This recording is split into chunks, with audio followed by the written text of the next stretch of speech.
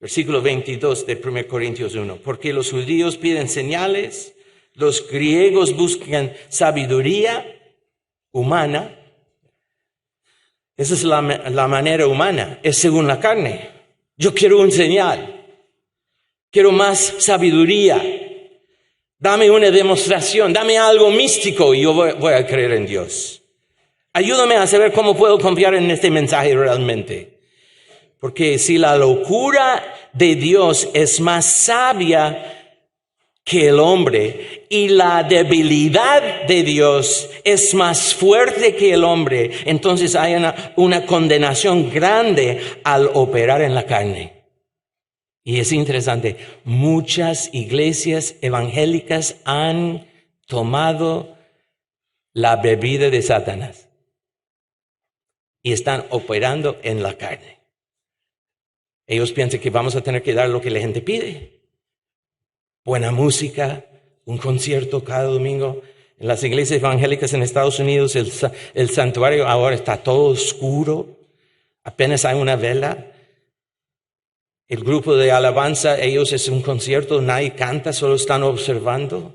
Es un entretenimiento increíble en la iglesia. Mira versículo 26-28 de 1 Corintios 1.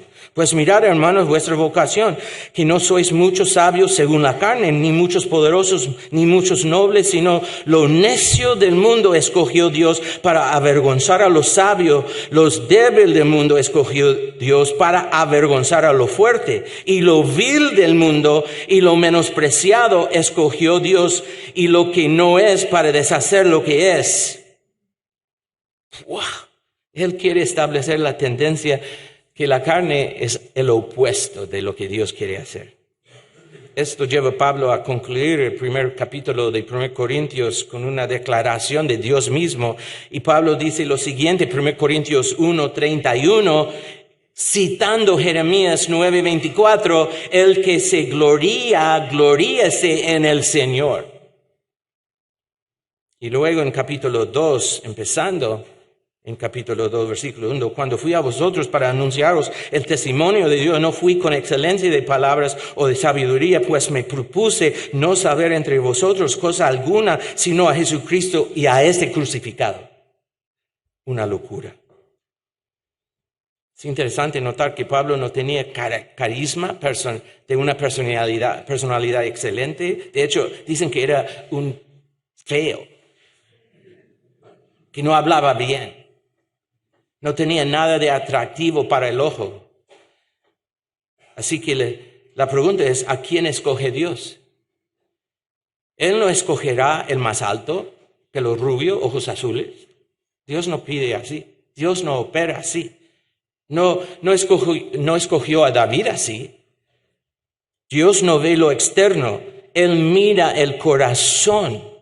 Por eso Pablo dice, pues me propuse no saber entre vosotros cosa alguna, versículo 2 de 1 Corintios 2, sino a Jesucristo.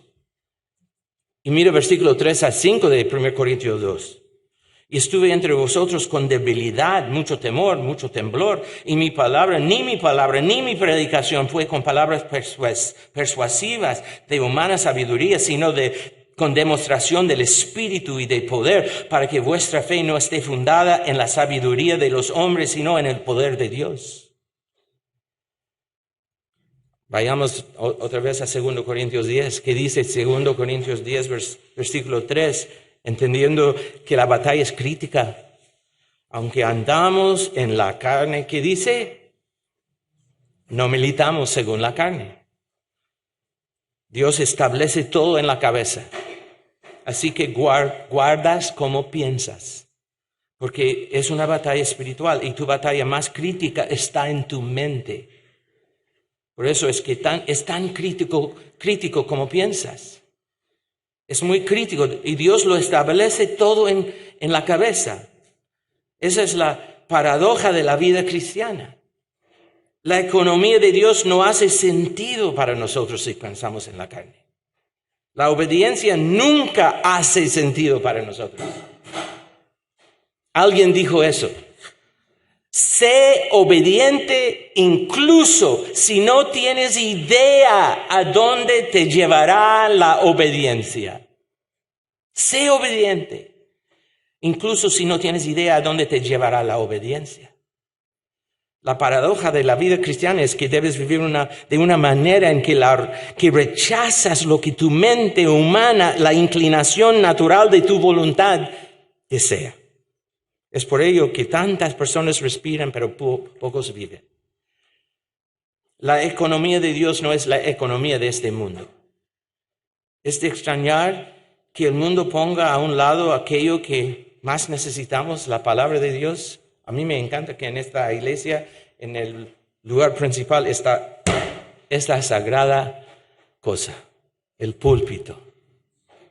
Es un escritorio sagrado.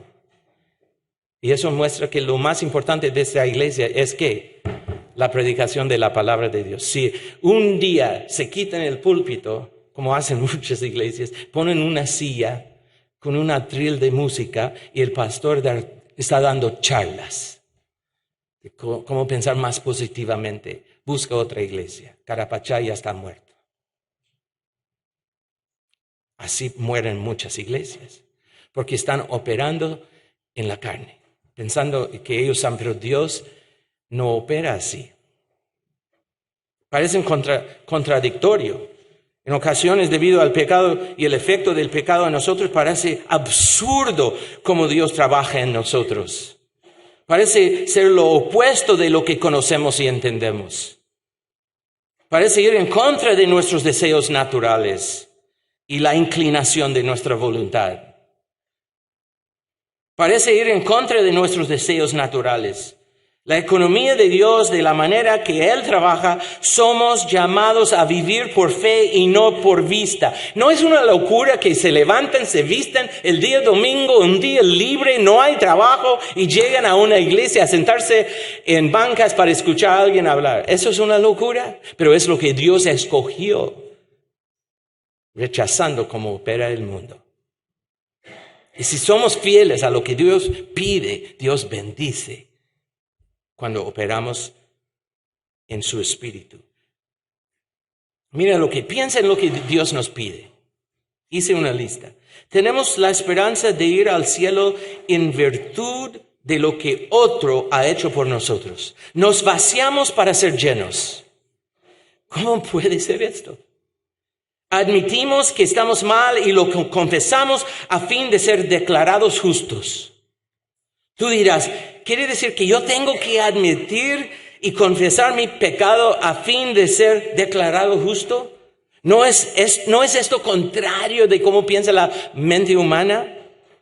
Santiago 5:16 dice, confesaos vuestras ofensas unos a otros y orad unos por otros para que seáis sanados. Eso es la economía de Dios. Si tú cubres tu pecado, Dios lo pone a la luz. Y si tú pones a la luz tu pecado, Dios lo esconde. Es al revés de como pensamos. En la economía de Dios, si escondes tu pecado, Él lo expondrá. Y si expones tu pecado, Él lo esconderá. Piénsalo, hermano. Es al revés de como pensamos. La economía de Dios, piensa en eso. Bajamos para subir. En la economía de Dios nos humillamos bajo la poderosa mano de Dios para que Él nos exalte a su tiempo. En la economía de Dios somos más fuertes cuando somos más débiles. Somos más ricos cuando somos pobres.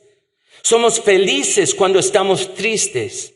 Morimos para poder vivir. Damos para poder tener aquello que es más importante a fin de poderlo ganar todo. Desechamos para poder tener, vemos lo invisible, escuchamos lo inaudible, conocemos aquello que sobrepasa entendimiento. En medio de la tormenta más grande de nuestra vida podemos tener paz, una paz que sobrepasa entendimiento. La economía de Dios opera así. Piensa al respecto. Conquistamos siendo dóciles. Encontramos descanso bajo un yugo. Reinamos sirviendo. Somos hechos grandes al hacernos pequeños. El primero será el último y el último será el primero. Encontramos la victoria al gloriarnos en nuestras debilidades. Pablo nos enseñó eso cuando él dice que tenía un aguijón en la carne, que era afligido y oraba, Señor, quítalo de mí. Y Dios dijo, no lo quitaré. Quiero que seas afligido a fin de que conozcas que es mi gloria la que será exhibida en tu vida. Podría ser que Dios ahí que Dios puso la aflicción que estás experimentando en tu vida a fin de que su gloria fuese puesta de manifiesto. Sin embargo, estás operando en tu mente bajo un entendimiento humano, bajo la sabiduría de la carne. Entonces tú ves la aflicción que Dios te está dando como dolorosa, como el enemigo. Y Dios quiere que veas la aflicción como un amigo, no como un enemigo. Hace unas semanas, ya unos meses, llegó un hombre de 39 años a nuestra iglesia. Quería conocer al pastor MacArthur. Él es jefe de una empresa en Estados Unidos que ahora está ganando él más de $100 millones al año. Y él llegó a la oficina, me junté con él y mientras estaba comiendo el almuerzo con él, le pregunté acerca de su testimonio, cómo él ama a Cristo, cómo vino a la iglesia y dice que él recibió a Cristo a través del ministerio de MacArthur. Entonces yo le pregunté, ¿qué pasó en tu testimonio? Cuéntame. Me dice, yo amo a Cristo. Pero él dice, solo unos meses atrás sepulté a mi hija. Ella tenía solo 5 años. Y me dijo esto, y lo cito, hasta que Dios me afligió, yo era uno que iba a la deriva, descarriado. Eso está citando Salmo 119, versículo 67. Antes que fuera yo humillado, descarriado andaba, mas ahora guardo tu palabra. Él me dijo que ahora con la aflicción de Dios, él camina con Cristo. Él antes buscaba las cosas del mundo, andaba desviado, buscando muchas cosas, pero ahora tiene un rumbo definitivo. Hasta que Dios me afligió, no tenía un ancla, decía. Él vio la aflicción de Dios no como un enemigo, lo vio como un amigo. No era fácil sepultar a su hija, pero Dios lo usó para manifestar su gloria en la vida de él. Y ahora él está dando al año de los $100 millones que él recibe, 10% está dando a misiones alrededor del mundo para entrenar a pastores para predicar la palabra de Dios. Dios puso su gloria de manifiesto a través de la aflicción. Dios puso su gloria de manifiesto en el dolor y el sufrimiento. Él sabía, Romanos 8:28, y sabemos que a los que aman a Dios todas las cosas les ayudan a bien, esto es, a los que conforme a su propósito son llamados. Él conocía la teología de José con base en Génesis capítulo 50. Lo que Satanás pensó para mal, Dios lo encaminó a bien. Porque su economía, la economía de Dios es diferente. ¿Bajo qué economía vives tú? Es la pregunta. ¿Bajo qué economía vives tú? Tu tendencia será vivir en la economía humana, según la carne. La inclinación de tu voluntad es rechazar aquello que es de Dios debido a que hemos sido tan afectados por la cultura y nuestro pecado. Operamos demasiado en el sistema del mundo. Dios quiere arrancar de nosotros eso. Y a veces para arrancar eso de nosotros, Él tiene que afligirnos para llamarnos la atención. Todo eso le parece bien a nuestro corazón, pero a nuestra mente a veces no. Queremos librar librarnos de la guerra según la carne, pero Pablo dice no militamos así. Podría pasar un día entero en versículo 3 de 2 Corintios 10, porque la batalla es tan crítica. Nuestra cultura nos ha infectado. Hice otra lista, escucha eso, porque es una descripción de la cultura en que vivimos. Tenemos edificios más altos, pero gente más chica. Gastamos más, pero tenemos menos. Compramos más, pero disfrutamos menos. Tenemos casas más grandes y sin embargo tenemos familias más pequeñas. Tenemos más tecnología, pero menos tiempo. Tenemos más grados académicos, pero menos sabiduría. Tenemos más conocimiento, pero menos juicio. Tenemos más expertos, pero tenemos más problemas que nunca. Tenemos más medicina, sin embargo, parecemos enfermos más. Multiplicamos nuestras posesiones, pero tenemos menos valores. Volamos en aviones más rápidos para llegar más rápido, hacer menos y entonces regresar más pronto. Hablamos demasiado. Amamos muy poco. Mentimos a menudo. Nos ganamos la vida, pero no hacemos una vida. Hemos añadido años a la vida, pero no hemos añadido vida a los años. Aprendemos a apurarnos y no nos gusta esperar. Tenemos más armas y nuestra sociedad tiene menos paz. Tenemos mayores ingresos, pero una menor moralidad. Tenemos más fiestas, pero menos diversión. Tenemos computadoras que podemos sostener hasta en nuestras manos para comunicarnos más. Sin embargo, verdaderamente no hablamos con nadie. Enviamos un mensajito, un texto, no llamamos ya. Publicamos en las redes sociales en lugar de conversar. Nos enviamos mensajes los unos a los otros, sin embargo, nunca nos comunicamos. Tenemos comida rápida que no hace más que causar una digestión más lenta. Tenemos hombres altos que son cortos de carácter. Tenemos más seguidores en nuestras cuentas de redes sociales, pero tenemos menos relaciones verdaderas. Todo es virtual.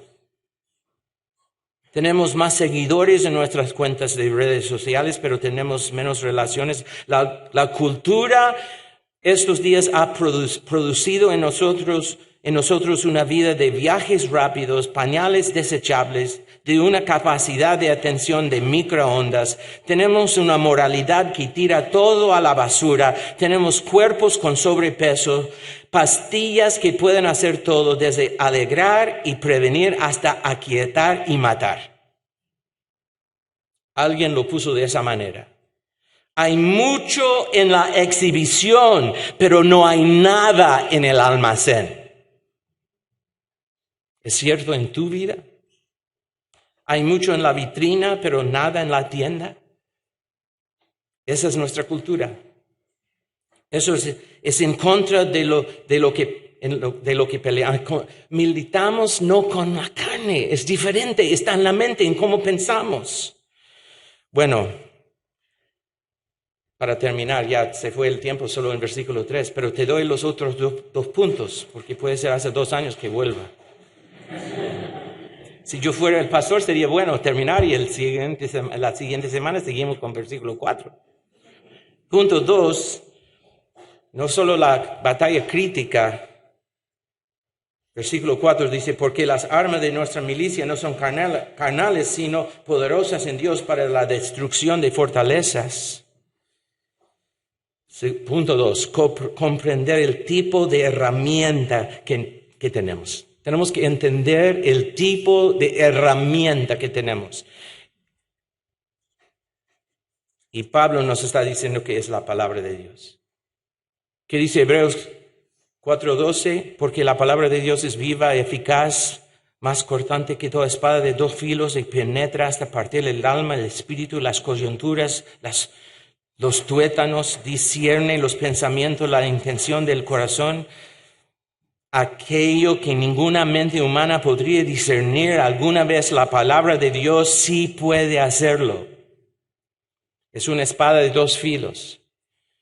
Corta al entrar y salir, expone todo. La palabra de Dios es la única arma que nos hiere y nos sana. Así que versículo 4 dice, porque las armas de nuestra milicia no son carnales, sino poderosas en Dios para la destrucción de fortaleza. Las fortalezas es todo aquello que nos desvía, que hace apartar nuestra mente de honrar a Dios. Nunca buscarías honrar a Dios por ti mismo. Si Él no obra en tu vida, nunca vas a querer honrar a Dios. No vas a tener interés. Siempre escogerías tu manera en lugar de la manera de Dios. Siempre pensarías tus pensamientos, no los pensamientos de Dios. Siempre tendrás tus tendencias, no las tendencias de Dios. No vas a pensar en honrar a Dios nunca. Pero la palabra de Dios cambia todo. Porque la única herramienta que necesitamos es la palabra de Dios. Es la palabra de Dios, estudiándola. Como decía, yo prediqué ayer en la conferencia, bienaventurado el varón que no anduvo en consejo de los malos, sino su meditación está en la palabra de Dios día y noche. Tenemos que meditar en la palabra de Dios porque es la única herramienta que necesitamos.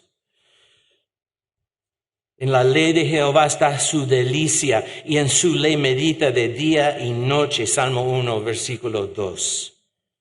¿Por qué? Porque la palabra de Dios está capturando nuestra mente, capturando la forma en que pensamos. La ley de Jehová está mi delicia. Y meditando en esa ley, tengo todo. Y la única herramienta, si la batalla es tan crítica, necesito saber entonces qué herramienta necesito.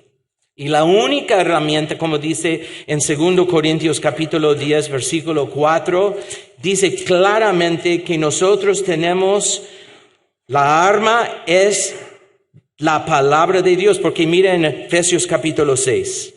Es interesante y solo menciono capítulo 6, versículo 10. Por lo demás, hermanos míos, fortaleceos en el Señor y el poder de su fuerza, vestíos de toda la armadura de Dios, que podáis estar firmes contra las acechanzas del diablo. Porque no tenemos lucha contra sangre y carne, sino principados, contra potestades, contra los gobernadores de las tinieblas de ese siglo, contra huestes espirituales de maldad en las regiones celestiales. Mira, y hay una lista de las herramientas que tenemos y todo es para defendernos, pero hay una sola arma que tenemos para luchar.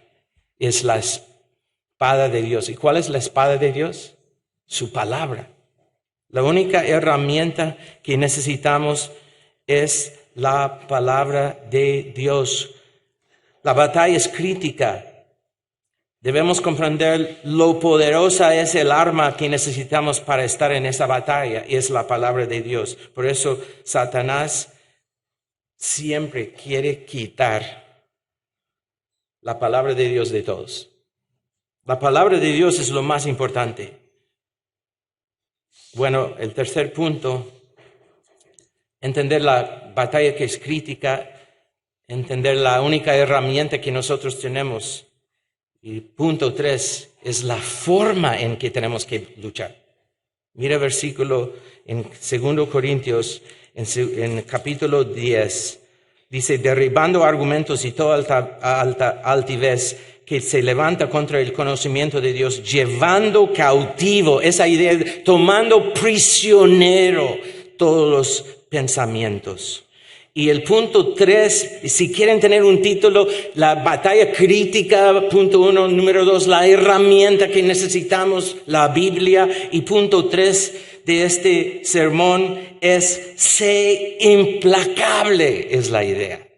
Sé implacable en esta batalla. No lo aplaques por nada. Derribando argumentos es un verbo muy activo que literalmente quiere decir demoler, derriba, traer a cautividad. Es perseguir algo implacablemente, sin misericordia, sin cesar, derribando argumentos a toda altivez que se levanta contra el conocimiento de Dios, llevando cautivo todo pensamiento a la obediencia a Cristo. Así sabes cómo debes trabajar. Sé implacable. Ahí está la pelea que necesitamos. Empieza siempre en la mente, en cómo pensamos. Entonces yo les pregunto, ¿bajo qué economía vives? Si tú estás viviendo como el mundo te manda, estás mal. Y hay muchos cristianos que siguen siendo cristianos, son verdaderamente justificados, van al cielo, pero siguen una forma de pensar no adecuada para la economía de Dios. Y Dios hoy día, a través de 2 Corintios capítulo 10, está diciendo que derribe ese muro que Satanás ha construido en tu vida y piensa ahora como Dios te pide. Eso es lo que Dios nos está dando. Pues aunque andamos en la carne, no militamos según la carne, porque la batalla es crítica, porque las armas que tenemos de nuestra milicia no son carnales, sino poderosas en Dios, porque es su palabra. Sé implacable, derribando argumentos, tomando prisionero cada pensamiento que va en contra de Dios, llevando cautivo todo pensamiento a la obediencia a Cristo. Eso es lo que tenemos que hacer. Eso es el llamado de Dios. Eso es el clamor de Pablo. Ya es suficiente el engaño de Satanás, suficiente el mal pensamiento, suficiente vivir mal, seguir pensando mal. Que Dios derribe ese muro en nosotros para poder usar su palabra, para transformarnos a la semejanza de Cristo y vivir en esa victoria.